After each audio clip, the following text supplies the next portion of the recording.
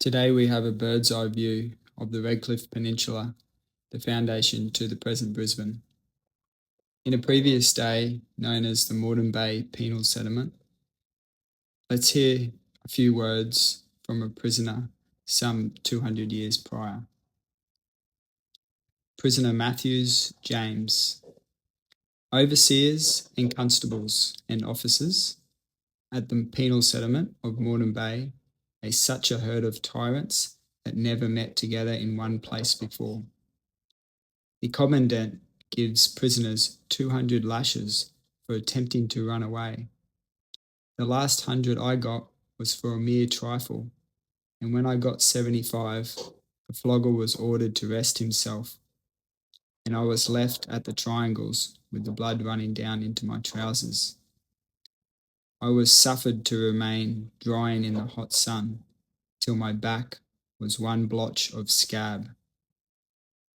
And when this cemented, the flogger was ordered to begin again.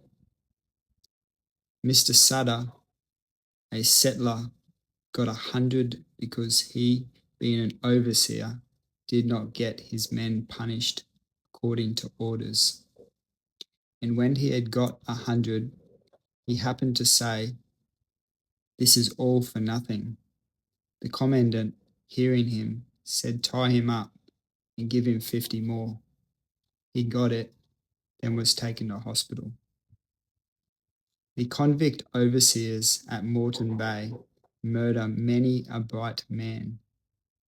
3 days before this affair of mine happened, the overseer Trenan, the jail gang, killed a man dead with a spade in the presence of 8 or 10 men. But such was the terror of Trenan, none of them dared to mention it for fear of being flogged to death. Another overseer, Green, beat a man named Ford with a stick to the degree that he was taken to hospital and died. And in his dying moments, he declared that Green was his murderer, but no prisoner dared to speak of it. There was at one time at the settlement only half a pound of bread a day. The men at that time went out at 4 o'clock in the morning to work and came home at 7 or 8 in the evening. There was at that time men who could not do so much work, and Green made several of his gang bring him a quarter of a pound of their bread every morning, which they gave him in order that he might not work them so hard.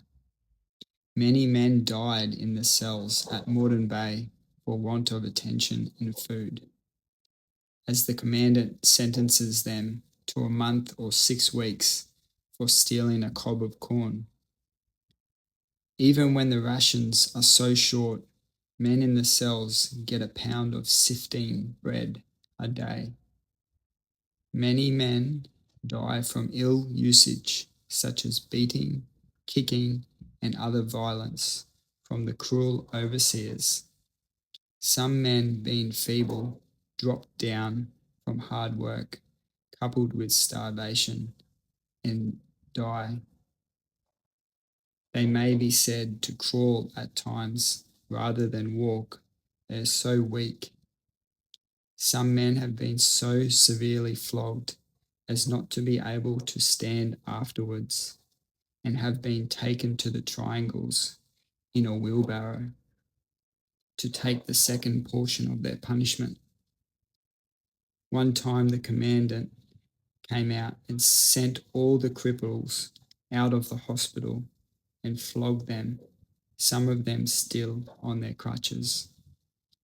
At another time, having had words in the house, the commandant ordered a gang of men, overseers and all, to be flogged without trial or formal accusation.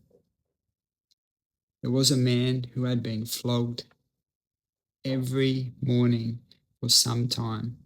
The commandant said one morning to him, "Show me your back and let me see if you can take another 100. The man proceeded to take off his shirt, when the whole mass sticking to the shirt came off in a scab. The commandant said to the flogger, "You must give him the rest of the breech." There was a man that got 200 lashes for running away. The commandant said, "Let one flogger get on one side of him and another on the other, and give him his sentence, lash for lash." The man received 200 lashes and was taken to hospital and died soon after, yet no man dared to speak of it.